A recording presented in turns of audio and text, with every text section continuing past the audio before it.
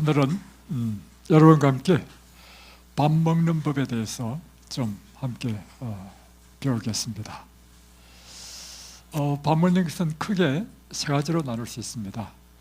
무엇을 먹어야 하는가? 또 무엇을 먹지 말아야 되는가? 또 밥을 어떻게 먹어야 되는가? 이 세 가지를 보면 되겠죠. 우리가 무엇을 먹어야 되는가? 이것은 우리가 여러 번 이야기했습니다. 창세기 1장 29절에 있는 말씀처럼 하나님께서 우리에게 주신 음식은 씨 맺는 채소와 씨 가진 열매 맺는 나무, 견과, 곡식, 채소, 과일이라는 사실을 우리가 배웠습니다. 그러면 우리가 무엇을 먹지 말아야 되는가? 그것은 우리가 육식을 금하라고 했죠. 생선, 육식, 그리고 계란, 우유, 유제품. 그리고 또 여러분이 금해야 될 게 있습니다. 그것은 카페인이 있는 커피, 초콜릿, 이와 같은 것. 그리고 식초도 여러분 금하시고요. 또 소다, 베이킹 파우더 이런 것들을 피해야 됩니다.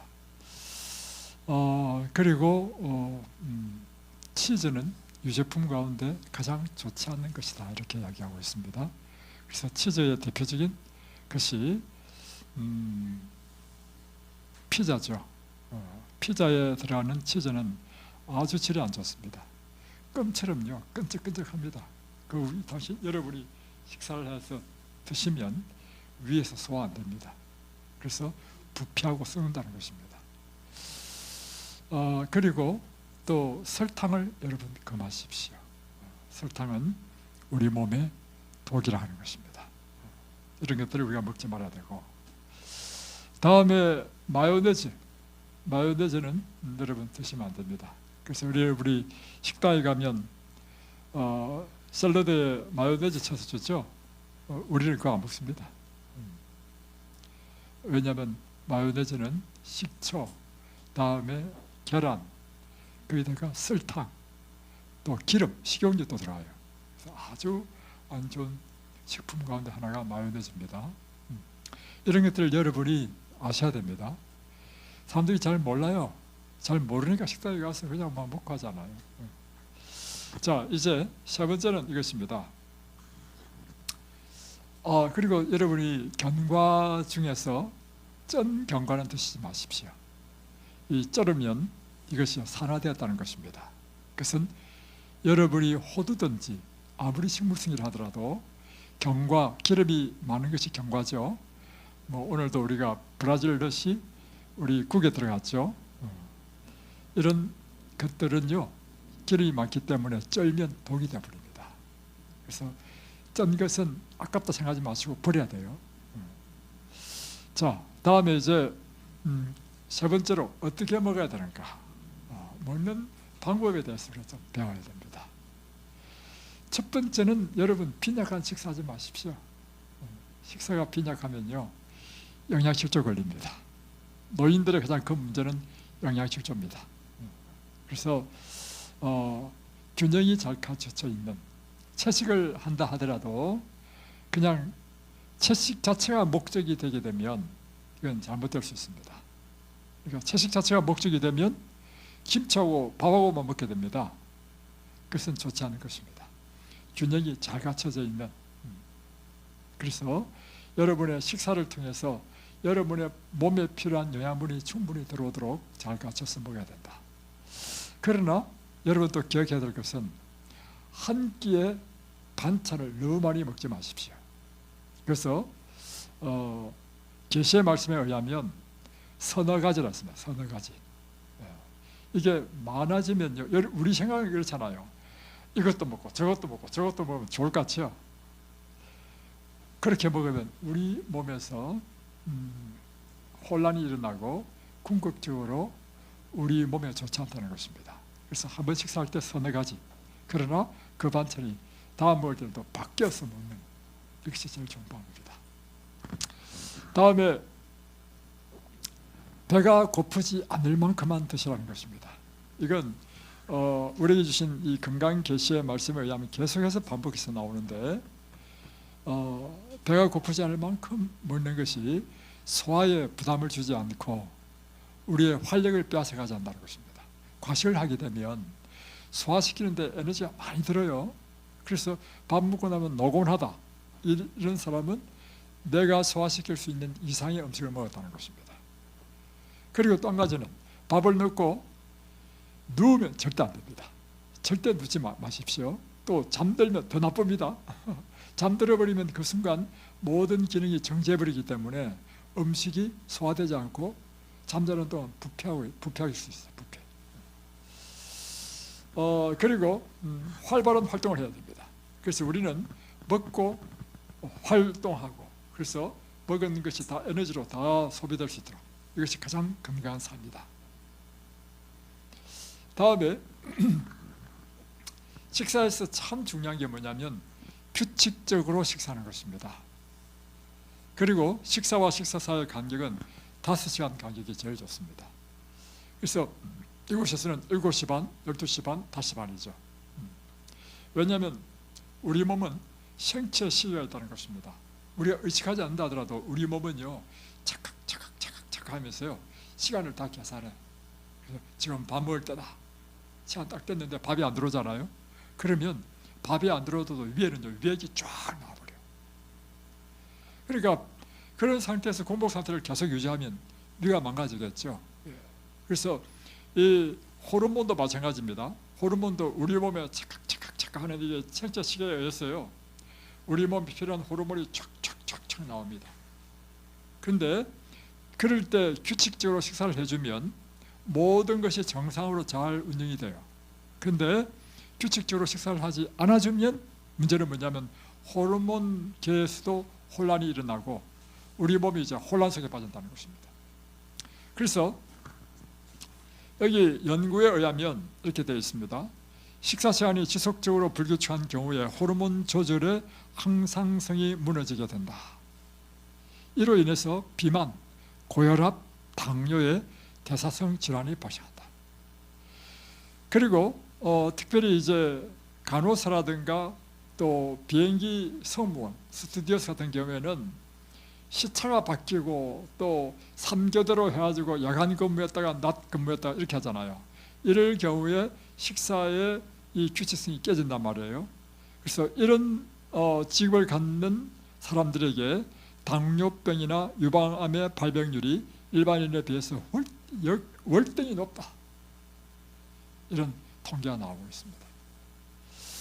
또 2009년 세계보건기구에서는요, 일주일 리듬 교란이 암과 대사성 질환 발병의 주요 위험 요인이 될 수 있다. 암도 생길 수 있다는 것입니다.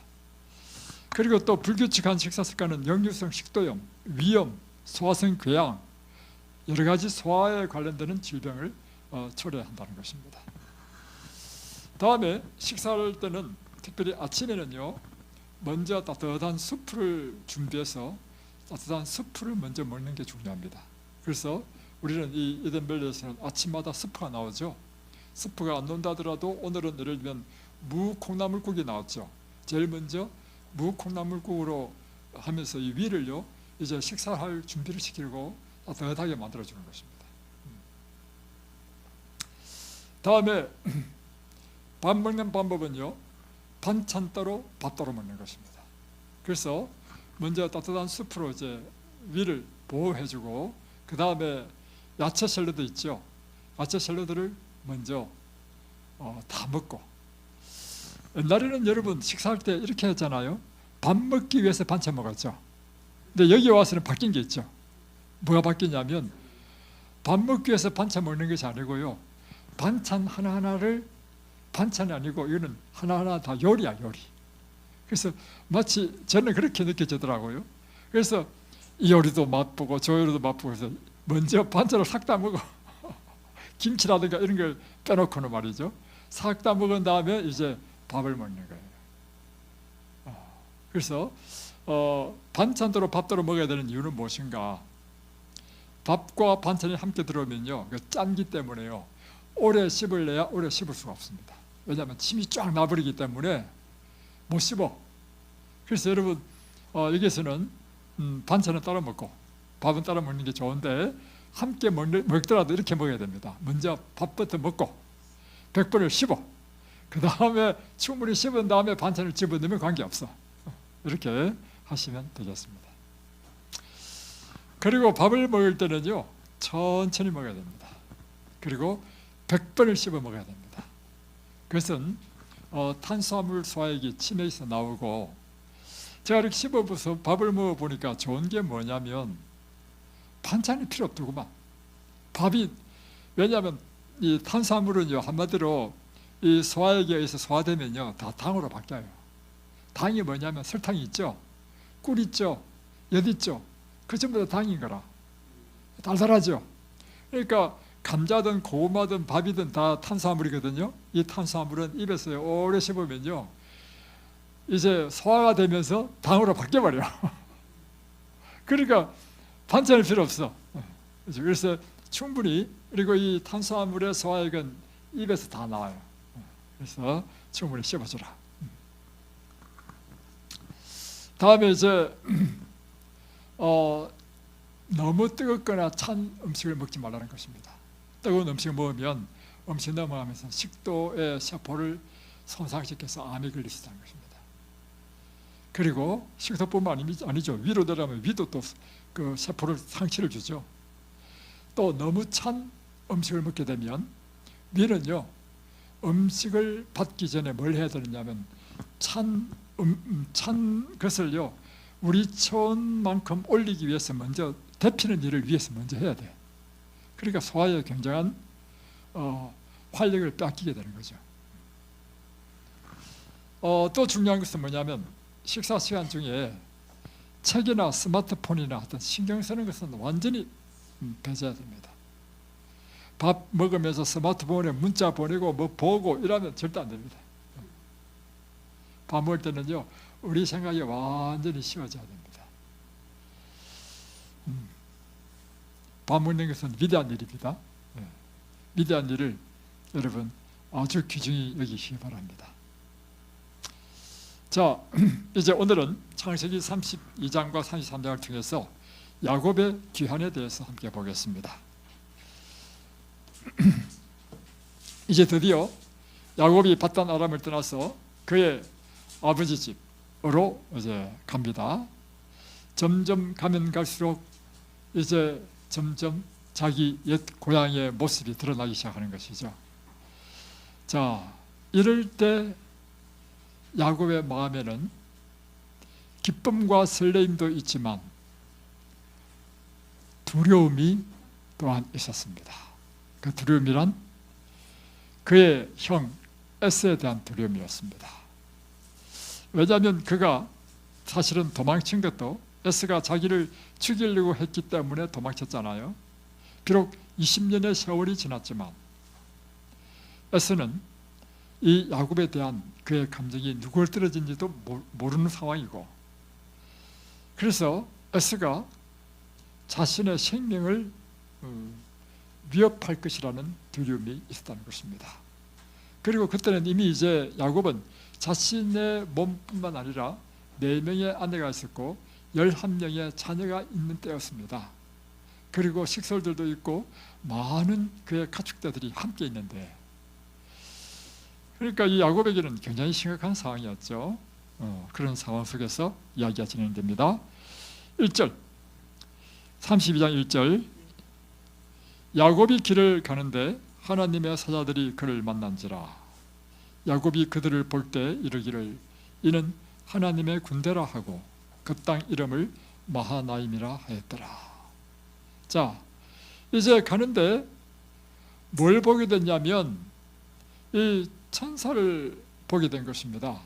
하나님의 군대가 자기 앞에 호위하는 천사를 보고 자기 뒤에도 천사들이 호위하는, 그의 앞뒤로 호위하는 천사를 보게 된 것입니다. 다시 표현하면 이 야곱이 이제 에스를 만나는 그 순간이 점점 가까이 오면 올수록 그 마음의 두려움과 불안이 더 증폭될 때 하나님께서는 야곱에게 내가 너를 보호하겠다는 보호의 표징을 주신 것이죠. 자, 그 다음에 3절, 야곱이 세일 땅 에돔들에 있는 형 에세에게로 자기보다 앞서 사자들을 보내며, 자 이제 야곱이 먼저 에서에게 사자를 보냅니다. 당신 동생 야곱이 이제 고향으로 다시 돌아옵니다. 그럴 때 에서가 어떤 반응을 일으키는지를 이제 알기 위해서 보낸 것이죠. 그리고 뜬금없이 갑자기 나타나는 것보다도 미리 형한테 알리고 나타나는 것이 예의고, 자 4절, 이때 야곱은요 사자에게 어떤 명령을 하냐면 이런 명령을 합니다. 그들에게 명령하여 이르되 너희는 내 주 에서에게 이같이 말하라. 주의 종 야곱이 이같이 말하기를 내가 라반과 함께 거류하며 지금까지 머물러 있어 싸우며 내게 소와 나귀와 양떼와 노비가 있으므로 사람을 보내어 내 주께 알리고 내 주께 은혜 받기를 원하나이다 하라 하였더니, 그러니까 사자에게 어떤 말을 하도록 그 구체적으로 할 말까지 넣어줬는데 뭐냐면 형을 만나면 이렇게 하라는 거지. 내 주 에서에게 또 주의 종 야곱이 이같이 말하기를 하면서 이제 라반과 함께 거류하며 지금까지 머무르다가 지금은 오는데 어떻게 오냐면 소와 나귀와 양떼와 노비가 있으므로. 왜 이렇게 말하도록 했는가? 이 속에는요 야곱이 에서에 대하여 깊은 배려가 있었습니다. 에서가 야곱이 온다는 걸 할 때 제일 먼저 두려웠던 것이 무엇일까? 에서는요 그의 어머니가 복중에서 에서와 야곱을 뵀을 때부터 하나님의 천사가 말씀한 것을 기억합니다. 왜냐하면 큰 자가 작은 자를 섬기리라. 그러니까 에서가 야곱이 온다니까 그 생각이 나서 이제 이 야곱을 제거하려고 할 수도 있는 것이죠. 그러니까 야곱이 어떻게 말을 하도록 했냐면 내 주 에서, 그러니까 야곱은 에서를 내 주라고 표현하고 자신은 뭐라 표현하냐면 주의 종 야곱 이렇게 표현하면서 이 에서에게 나는 장자의 명분을 좀 주장하려고 오는 것이 아니다 하는 것을 지금 각인시키는 것입니다. 두 번째, 에서가 또 염려했던 것이 있습니다. 왜냐하면 야곱이 오게 되면 아버지의 재산을 분할해야 될 거 아니에요. 일반적인 경우에는 상속 재산은 형제가 분할하도록 되어 있잖아요. 그러니까 에서가 야곱이 오면 전체가 다 자기 거였는데 에서가 오므로 자기 재산의 일부분이 잘려나간다 생각할 수 있단 말이에요. 그러니까 나는 당신 형님의 그 재산에 관심이 없습니다. 이미 나는 이렇게 같이 많은 소와 나귀와 양과 이런 짐승들이 많이 있습니다 하는 것을 반드시 이야기하도록 하는 것입니다. 이제 이 말이 무슨 뜻인지 아시겠죠? 예. 자 6절, 그래서 이제 보냈는데 사자들이 이제 에서를 만나고 돌아와서 이제 보고합니다. 야곱에게 돌아와 이르되 우리가 주인의 형 에서에게 이른즉 그가 400명을 거느리고 주인을 만나러 오더이다. 와, 400명이나 군사 완전 무장해가지고 칼 들고 온다는 것입니다. 이러니까 야곱의 가슴이 철렁한 거예요. 자 7절, 그래서 야곱이 심히 두렵고 답답하여 자기와 함께한 동행자와 양과 소와 낙타를 두 대로 나누고, 왜냐하면 이야 이 큰일 난 거야. 진짜 이 형이 20년 전이나 지금이나 변함이 없어. 20년 전에도 자기를 죽이려고 했지만 부모가 살아 계셔서 못했는데 지금 20년 만에 돌아온다니까 형이 이제 400명의 군사를 이끌고 온다는 것입니다. 와, 이거 어떻게 하나? 그래서요 이 야곱은요 지혜를 썼습니다. 자기의 모든 무리, 다음에 자기의 가족, 그리고 자신의 가축도요 두 대로 나눴다는 것입니다. 이러되 에서가 와서 한 대를 치면 남은 한 대는 피하리이다. 두 대로 나누면 한 대를 치면 한 대는 도망갈 수 있도록 이렇게 했다는 것입니다. 그리고 8절 9절, 야곱이 또 이르되 내 조부 아브라함의 하나님 내 아버지 이삭의 하나님 여호와여 주께서 전에 내게 명하시기를 내 고향, 이제 그리고는 야곱이 이제 이 답답하고 두려우니까 누구한테 기도해요? 하나님께 기도하는 것입니다.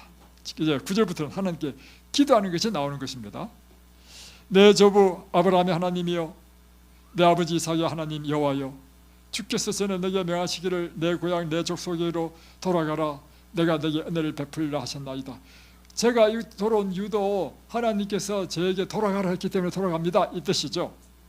나는 주께서 주의 종에게 베푸신 모든 은총과 모든 진실하심을 조금도 감당할 수 없사오나 내가 내 지팡이만 가지고 이 요단을 건넜더니 지금은 두 때나 이루었나이다. 제가 빈손으로 갔는데 주님께서 축복해 주셔서 지금 두 때를 이루고 지금 다시 돌아오고 있다, 이 말이에요. 이것이 다 하나님의 은혜였다는 것입니다. 다음 이제 11절. 내가 주께 간구하오니 내 형의 손에서 에스의 손에서 나를 건져 내시옵소서. 내가 그를 두려워하면 그가 와서 나와 내 처자들을 칠까 겁이 나기 때문이니이다. 그러니까 하나님께 간절히 간구하는데 하나님, 내 형 에스의 손에서 나를 건져내 주십시오. 내가 지금 두렵습니다, 이거예요. 12절. 주께서 말씀하시기를 내가 반드시 내게 은혜를 베풀어 내 시로 바다에 셀 수 없는 모래와 같이 많게 하리라 하셨나이다. 주님께서 나에게 약속하신 것이 이것이 아닙니까? 당신의 자손이 바다의 모래처럼 많게 하겠다고 약속하지 않았습니까? 그러니 이 약속을 이루어 주십시오 하고 야곱이 하나님께 기도했다는 것입니다. 자, 드디어 13절. 그러면서 야곱은 또 뭘 하느냐면요, 야곱은 굉장히 저롭습니다. 자, 여러분, 그래서 성경은요 우리에게 굉장히 위대한 책입니다. 우리에게 구원의 지식을 가르쳐 줄 뿐만 아니라 우리가 이 땅에서 사는 삶의 지혜를 배울 수 있는 것이 무엇인가 하면 성경입니다. 자, 야곱의 지혜를 한번 배워보십시다. 야곱이 거기서 밤을 지내고 그 소유 중에서 형 에스를 위하여 예물을 택하니. 자, 먼저 에스를 위해서 예물, 선물을 보냅니다. 14절, 선물이 엄청납니다. 잘 보십시오. 자, 이걸 계산하는 사람은 대단한 사람입니다. 도합 몇 마리일까요? 질문입니다. 암염소가 200이요, 순염소가 20이요, 암양이 200이요, 순양이 20이요, 전나는 낙타 30 그 새끼요, 암소가 40이요, 황소가 10이요, 암나귀가 20이요, 그 새끼 나귀가 10이라. 도합 몇 마리입니까? 계산이 안 되죠? 몇 마리입니까? 제가 계산해 봤습니다. 계산해 보니까요 580마리야. 580마리. 여러분, 같이 580마리면요 굉장히 많습니다. 네. 이 580마리를요 세 떼로 나눠 가지고 어떻게 하냐면 한 떼를 먼저 이제 종이 이제 쫙 끌고 가도록 해. 그래서 이제 야곱이 이제 만날 거 아닙니까? 그러면 야, 이게 뭐냐 하면 우리 주 야곱이 그의 주인인 에스에게 보내는 선물입니다, 이렇게 말을 한 거야. 다음에 또 두 번째 때가 또 그다음 좀 사이를 두고 또 가. 그러면 또 가다가 또 에서 또 만날 거 아닙니까? 이것도 뭐냐니까, 이것도 우리 야곱이 에스에게 주시는 선물입니다. 또 좀 가다 보면 또 한 대 또 와. 이게 뭐냐? 이게 우리 야곱이 에스에게 주시는 선물입니다. 이러면 한참에 왕창 주는 것보다도 찔끔찔끔하니까 마음에 점점점 감동을 받겠죠. 그러면서 에스의 마음을 누그러뜨리기 위해서 야곱이 계획한 계획이었습니다. 자, 이렇게 한 다음에 20절 보십시오. 또 너희는 말하기를 주의 종 야곱이 우리 뒤에 있다 하라 하니, 이는 야곱이 말하기를 내가 내 앞에 보내는 예물로 형의 감정을 푼 후에 대면하면 형이 혹시 나를 받아주리라 함이었더라. 그리고는 21절에 보면 그 예물은 그의 앞서 보내고 그는 무리 가운데서 밤을 지내다가 이제 드디어 이제 다 보내고 그는 무리 가운데 이제 밤을 지내게 되는데 22절, 밤에 일어나 두 아내와 두 여종과 11 아들을 인도하여 야복나루를 건널세 그들을 인도하여 시내를 건너가게 하며 그의 소유도 건너가게 하고, 이제 먼저 그의 아내와 자녀들을 다 야복강을 건너게 합니다. 그리고는 자기는 혼자 남습니다. 24절. 야곱은 홀로 남았더니 어떤 사람이 날이 새도록 야곱과 씨름하다가. 자, 야곱이 홀로 남았습니다. 자, 왜 함께 그의 자녀와 아내와 함께 야복강을 건너지 않고 그들은 다 건너게 하면서 야곱은 혼자 남았을까요?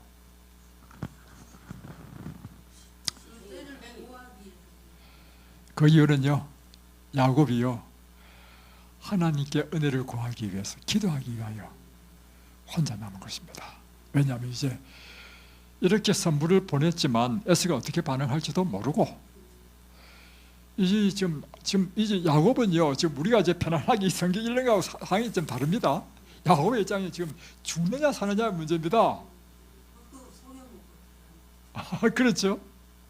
그러니까 지금 야곱은 지금 너무너무 심각하기 때문에 그는 편안하게 있을 수가 없어요.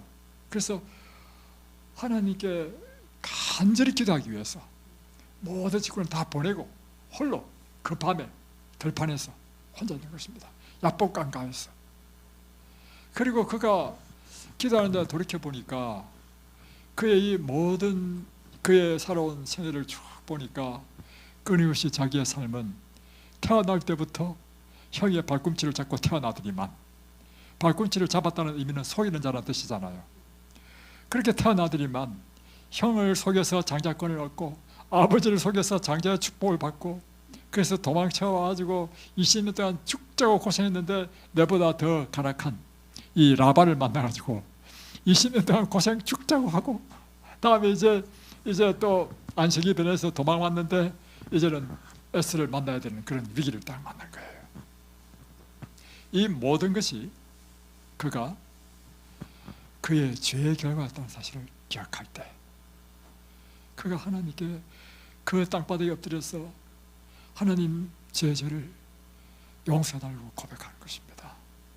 눈물로 탄원하면서 그럼에도 불구하고 하나님께서 나를 긍휼히 여기시고 도와주셔서 지금 이 에스가 그의 마음을 누그러뜨려 주시고 우리의 생명을 보호해달라고 간절히 하나님께 기도하기 위하여 이 야복강에서 밤을 새면서 기도하기 위해서 지금 홀로 남은 것입니다. 여러분은 여러분 인생의 이와 같이 여러분 인생의 큰 인생의 위기를 만나가지고 이 위기에 어쩔 줄 몰라서 오직 하나님의 은혜만을 간구하며 이렇게 밤을 새면서 기도해 본 적 있나요? 없죠? 오늘 야곱은요 우리에게 굉장히 중요한 교훈을 줍니다. 자, 그랬는데 어느 날 갑자기 말이죠, 기도하고 있는데 컴컴한 어두운데 밤중에 눈이 또 분간이 안 되는데 뭐 텁석하면서 막 자기 목덜미를 탁 잡는 거야. 그러니까 그 지역에는 이렇게 강도들이 많고 이런 지역이니까 강도인 줄 알고 그 사람과 싸워야 되는 거야. 그래서 이 야곱이요 밤새도록 그와 함께 실험한 것입니다. 그런데 이 야곱은요 굉장히 체력이 좋은 사람이었습니다. 이때 나이가 몇 살이냐면 97세입니다. 97세였지만 그는 평생 사람도 마찬가지예요. 정신적인 일만 하는 사무직 직원하고 사무직이 일하는 사람하고 평생 바깥에서 일하는 사람은 다릅니다. 야곱은 그런 사람이었어요. 체력이 아주 강한 사람이었어요. 그런데 힘이 비까비까해. 그러니까 밤새도록 싸운 거야. 싸우다가 보세요. 25절. 이제 야곱에 덤빈 사람이 야곱을 이기지 못함을 보고 그가 야곱의 허벅지 관절을 치매 야곱의 허벅지 관절이 그 사람과 실험할 때 어긋났더라. 그런데 이 사람이 실험하다가 도저히 안 되니까 손가락으로 야곱의 허벅지를 딱 건드리니까 허벅지의 뼈가 탈골이 되어버렸어. 탈골이 되니까 덜썩 주장이 되는 거예요. 와, 여러분 탈골되면요 엄청 고통스럽습니다. 정상적으로 걷지 못합니다. 쩔룩거립니다. 그러니까 그 순간 털썩 주저앉는 거예요. 이쪽에 이 심줄이 늘어나죠. 인대가 늘어나도요 힘을 못 주더라고. 힘을 못 줘. 와, 요즘 제가 지금 그걸 경험하고 있잖아요. 하물며 저는 뼈가 탈골된 것도 아니고 힘줄이 늘어났을 뿐인데도 불구하고 그런데 탈골이 되어버리면요 통증이 심하고 힘을 못 줍니다. 그 순간 딱 깨달은 게 있어요. 야곱이 내가 밤새도록 싸운 사람은 사람 강도가 아니고 하나님의 천사다. 그걸 깨달은 거예요. 그 순간 야곱은요 이분을 붙들어야 되겠다. 그래서 팍 붙드는 것입니다. 아이 그러니까 여러분 제처가요 그 제주도에 대학생 때 이제 무슨 뭐 어떤 수학여행인가 뭔가 갔는데요. 용두 뭐예요 그게 용담 있는 그곳에 그냥 사람들 사진 찍는 데 있잖아. 사진 찍는데 사진 찍고 사람들 자기 친구들 다 갔는데 제처는 이제 있는데 갑자기 파도가요. 거기는 파도 올 때도 아닌데 큰 파도가 가지고 탁 덮쳐가지고 쫙 끌어버린 거야. 그래가지고 바다로 쭉 빨려 들어갔어. 그러니까 순간적으로 제처가 살기 위해서 사람의 본능이 강한 거야. 살기 위해서 막 꽉 붙잡았어. 발을 붙잡았겠죠. 가지고 막 파도를 계속 들어왔다 나왔다 할 거 아니에요. 그러면 막 철썩철썩하면서 완전히 몸 다 상처 다 나는 거야. 다 깨지는 거야. 얼마나 강해 보이는데 정신도 없지만 정신은 이미 잃은 것 같아. 그런데 이 정신 잃었다 하더라도 손을 막 꽉 잡고 있는 거야. 근데 가다가 어떤 남학생이 왜 언니가 안 오지 하고 딱 들어보니까 언니가 지금 그런 상황이 있는 거야. 그래가지고 도와준다고 와가지고 아무리 불러도요 정신이 없어가지고 막 잡고 있는 이 손을 놔야 이제 구해줄 거 아니에요. 손을 안 놔더래. 나중에 결국에 하여튼 간에 어떻게 해서 이제 구출됐어. 나중에 그 목욕탕에 가보니까 온 몸이 그렇게 먹이 다 들었어. 여러분 지금요 야곱이요 그 순간 뭘 딱 깨달았냐면 이분이 천사다. 그 순간 그 생각에는 내가 이분을 놓치면 안 되겠다. 이분이 나에게 축복하지 않으면 나는 절대로 떠나게 할 수 없다. 그래서 막 꽉 붙잡은 거야. 얼마나 강하게 붙들었는지 이 천사가 하는 이야기가 뭐냐면 나를 좀 놔달라는 거야. 놔달라. 나 이제 날이 새서 나는 떠나가야 되겠다. 그러니까 야곱이 하는 이야기가 나에게 축복하지 않으면 나는 절대 놓을 수 없습니다. 여러분 이거 뭘 의미하냐면요 우리가 하나님께 간구할 때 이런 강렬한 믿음과 강렬한 심정으로 하나님께 구하라고 하는 것입니다. 하나님이 나에게 축복하지 않으면 나는 절대로 하나님을 떠나버리려 할 수 없다는 것입니다. 이분이 바로 그리스도이신 것입니다. 그리고 이분이 이제 물어요. 내 이름이 뭐냐? 제가 야곱이니이다. 너는 이제 더 이상 야곱이라 하지 말라. 내 이름을 바꿔주겠다. 이스라엘이라. 내가 하나님과 사람들과 겨루 싸워서 이겼다. 그때부터 야곱은 이제 더 이상 속이는 자가 되지 않고 하나님과 겨루 이긴 하나님의 택한 사람이란 이스라엘이 되는 것입니다.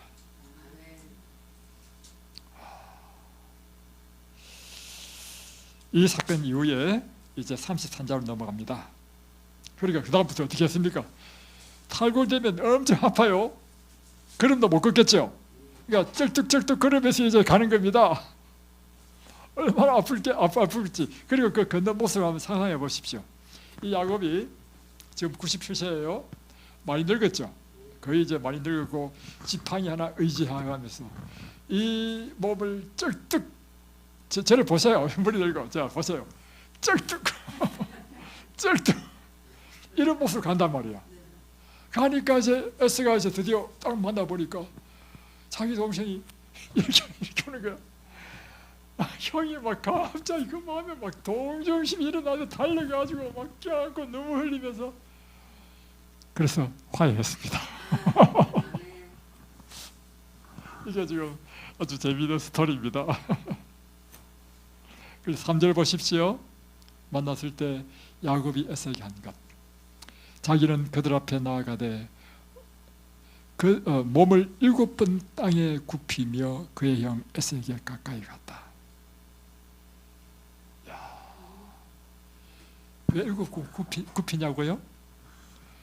내가 형을 형으로 인정하고 내가 형의 은혜를 받기를 원한다는 의미로. 옛날에 신하가 왕한테 몸을 굽혔잖아요. 작은 자가 큰 자에게 몸을 굽혔잖아요. 그런 의미로 몸을 7번이나 이렇게 절했다는 것입니다. 그러니까 4절에 에스가 달려와서 그를 맞이하고 한코 목을 어근 맞추고 막 입 맞추고 막 서로 엉엉 우는 것입니다. 자, 오늘 이 사건을 통해서 우리는 어떤 영적인 교훈을 받을 것인가 하는 것입니다. 저는 이 사건을 통해서 첫 번째 이런 영적인 교훈을 좀 생각했습니다. 인생의 위기를 맞이할 때 하나님의 도우심을 간구하라는 것입니다. 자, 제가 여러분에 질문합니다. 야곱이 에서를 만나서 화해하게 된 것은 무엇 때문일까? 자, 사지선답니다. 1, 2, 3, 4 중에서 하나 택하십시오. 1번 580마리나 되는 소, 양, 낙타, 양 뭐 등등 해가지고 580마리나 되는 엄청난 예물을 보냈기 때문에 에스가 이 예물에 마음이 놓았다. 2번 그가 최대한의 예의를 다했다. 내 주 에서, 주의 종 야곱, 그리고 지금 에스를 만났을 때 몸을 7번이나 엎드렸다. 그래서 에스가 야곱과 화해했다. 3번 이 야곱이 올 때 탈골 가지고 쩔뚝 이 모습을 보고 야곱이 그냥 에스가 마음에 동정심이 일어나지고 화해했다. 다음 4번 또 4번이 있어요. 4번 가장 결정적인 것은 그가 하나님의 도우심을 구하고 하나님께 간절히 구하고 하나님께서 도와주셨기 때문이다. 4번. 몇 번이에요? 4번. 4번입니다. 4번. 물론 1번, 2번, 3번이 도움이 안 됐다는 거 아닙니다. 그러나 결정적인 도움은요, 하나님께서 도우셨기 때문입니다. 여러분, 이제 여러분에게 질문합니다.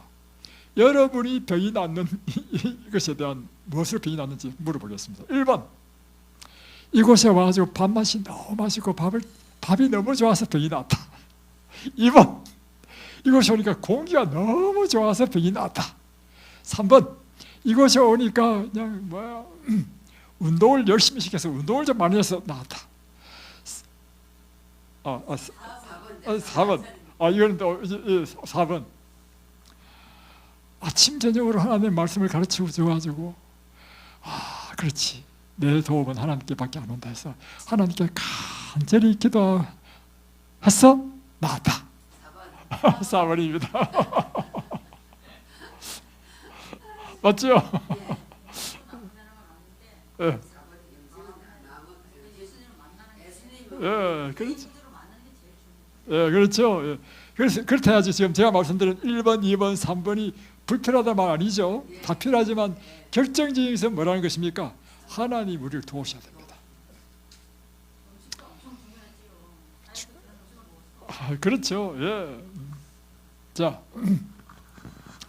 인간의 절대전쟁의 위기였어요. 인간의 어떠한 노력도 사실은 무력합니다. 상대방이 어떻게 반응할지 우리가 계산할 수 없습니다. 이를 이루시는 분, 우리를 구원하시는 분은 오직 하나님이십니다. 그래서 야곱이요 모든 식구를 다 먼저 보내고 그가 밤새도록 하나님께 은혜를 구하기 위해서 기도하기 위하여 그 밤에 남아서 기도했던 것입니다.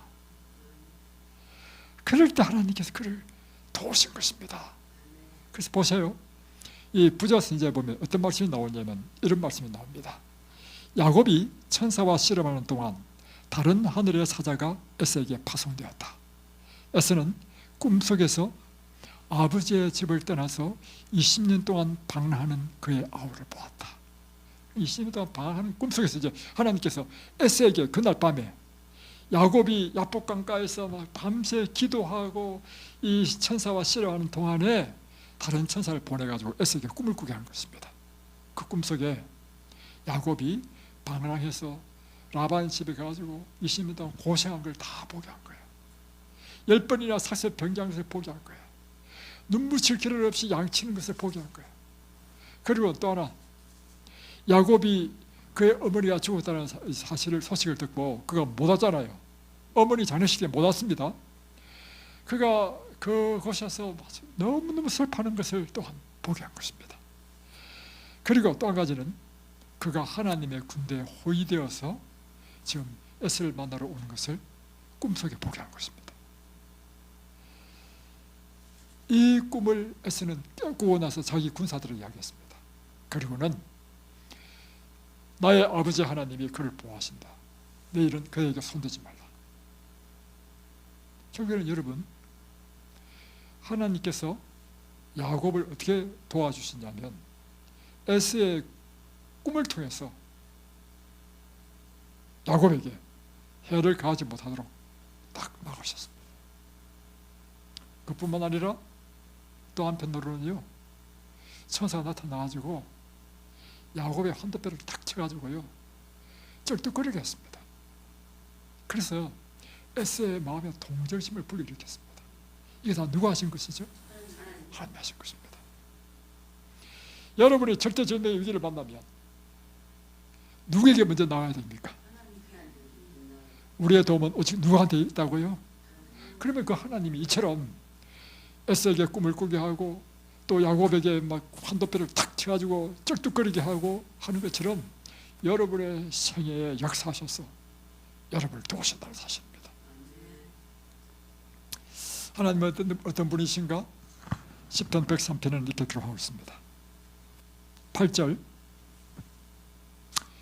여호와는 긍휼이 많으시고 은혜로우시며 노하기를 더디하시고 인자심이 풍부하시도다. 노하기를 더디하시는 분이시다. 인자심이 풍부하신 분이시다. 자주 경청하지 아니하시며 노를 영원히 품지 아니하시리로다. 우리의 죄를 따라 우리를 처벌하지는 아니하시며 우리의 죄악을 따라 우리에게 그대로 갚지 아니하시는 분이시다. 그러니까 우리가 비록 죄를 지었다 할지라도 그 죄를 따라 그대로 처벌하지 않는다는 것입니다. 왜냐하면 그에게는 인자심이 많고 오래 참으시고 긍휼이 많으셨어요. 그리고 하늘이 땅에서 높은 같이 그를 경외하는 자에게 그의 인자심이 크심이로다. 동이 쇠에서 먼 것 같이 우리의 젓가를 우리에게서 멀리 옮기셨으며 아버지가 자식을 긍휼히 여긴 같이 여호와께서는 자기를 경외하는 자를 긍휼히 여기신다. 이 긍휼이 하나님께서 우리를 구원하시는 것입니다. 여러분, 여러분이 위기를 만나면 첫 번째 하실 것이 있는데요, 하나님께 도움을 구하십시오. 기도하다 보면 나의 과거의 모든 죄와 잘못이 드러날 거 아니에요. 야곱처럼. 야곱이 고생한 이유도 자기 죄 때문이잖아요. 우리가 지금 위기를 만난 것도 우리 죄 때문이잖아요. 그럼 우리 죄에 대해서 야곱처럼 철저하게 회개하고 다 하나님께 용서를 구하는 것입니다. 그러면 그리고 하나님께 매달리는 것입니다. 나를 축복하소서. 그러면 긍휼이 많으신 하나님이 야곱을 축복하신 것처럼 여러분도 축복하시려고 믿습니다. 두 번째는 우리가 이것에서 배워야 될 게 뭐냐면 야곱의 지혜를 배워야 됩니다. 야곱은요, 그가 하나님께 간구했을 뿐만 아니라 그가 할 수 있는 최선을 다했다는 것입니다. 그것이 무엇이냐? 먼저 사자를 보내가지고 에스의 마음에 갖고 있는 그 불안을 해소시키는 일을 했습니다. 내 주 에스에게 나는 에스의 종이니이다, 이렇게. 그리고 저는 재산을 얻기 위해서 온 것이 아닙니다. 내한테 재산이 많습니다 하는 것을 미리 사자를 보내서 안심시켰죠. 이거 1번 한 일이고, 두 번째는 뭐냐면 이제는 예물을 보내는데 얼마나 많이 보내느냐? 암윤수가 200, 수염수가 20, 암양이 200이고 순양이 20, 전나는 낙타 30, 그 새끼, 암소 40, 다 포함해서 580마리. 제가 이것이 도대체 오늘날 시세로 얼마나 되는지 제가 계산을 해봤습니다. 계산을 해보니까 염소는 한 마리에 20만 원 한답니다. 이 지금 현재 우리 한국의 시세입니다. 근데 염소가 토탈 몇 마리냐면 220마리야. 곱하니까 4,400만. 다음에 양이 또 220마리죠. 양은 한 마리에 30만 원 합니다. 양이 염소보다 더 비싸. 계산해 보니까 6,600만 원. 다음에 또 낙타가 지금 30마리 보냈잖아요. 낙타가 한 마리에요 1,200만 원 한답니다. 1,200만 원. 와, 계산 빠르시네. 그런데 또 전날에 새끼 있죠? 새끼는 보통 어른의 반값을 쳐준답니다. 새끼가 또 30마리야. 그러면 또 1억 8천이죠. 와, 게다가 또 소가 지금 몇 마리 보냈냐면 50마리 보냈거든. 암소, 황소 다 포함해가지고 소는 한 마리의 시세가 400만 원 한답니다. 2억이야, 2억. 이야. 또 암나기는 한 마리 계산해보니까 150만 원 한답니다. 새끼는 반값 75만 원. 그 계산하니까 토탈 3,750만 원이야. 그래서 그 모두를 다 계산하니까요 8억 8,750만 원이에요. 와, 이렇게 엄청난 예물을 보내니까 에스가요 점점점 마음이 풀어지는 거야. 풀어져. 이게 야곱의 지혜입니다, 여러분. 우리가 여러분 무식하면 안 됩니다. 하나님께 전적으로 맡긴다 해가지고 우리가 해야 될 일을 마땅히 하지 않는 것, 그것은 성경적이지 않습니다. 그죠?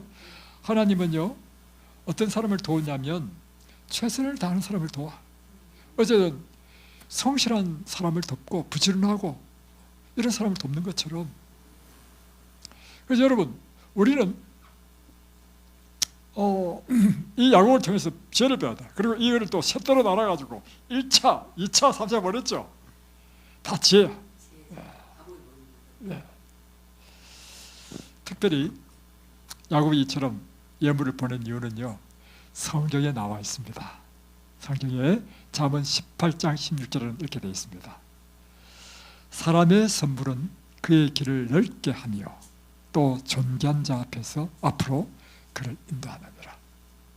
그러니까 우리가 선물을 잘하면 우리 길이 넓어진다는 것입니다.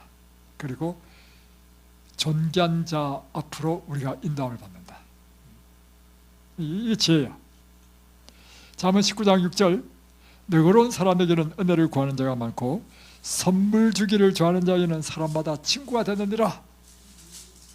야.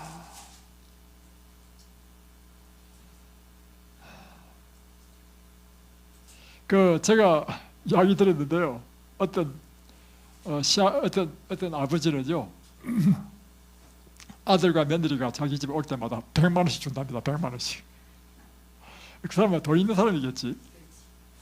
그러니까요 아들과 며느리가 막 불이나 켰는데 여러분 그 돈 쌓아놔 뭐 할 겁니까? 나중에 다 자기 죽고 나서 상속으로 다 들고 갈 거 아닙니까? 그걸 미리 줘. 그러면 막 미리부터 호강해. 그러면 그때부터 자식이 어떻게 할까요? 올 때 그냥 빈손으로 오겠습니까? 어차피 아버지가 나한테 100만 원 줄 거야. 갈 때 아버지 뭐 좋아하십니까?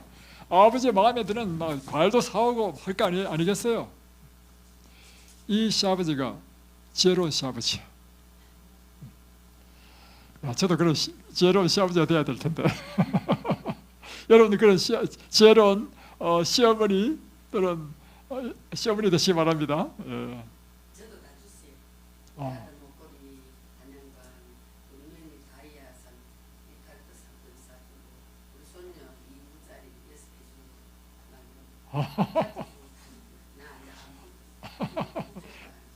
그래요, 아주 지혜롭습니다. 자, 잠언 21장 14절에는요 은밀한 선물은 노를 쉬게 하고 선물은요 사람의 노도 쉬게 한대. 품 안의 뇌물은 맹렬한 분을 그치게 하느니라. 여러분 야곱은 정말 지혜롭습니까? 어떤 점에서 지혜롭습니까?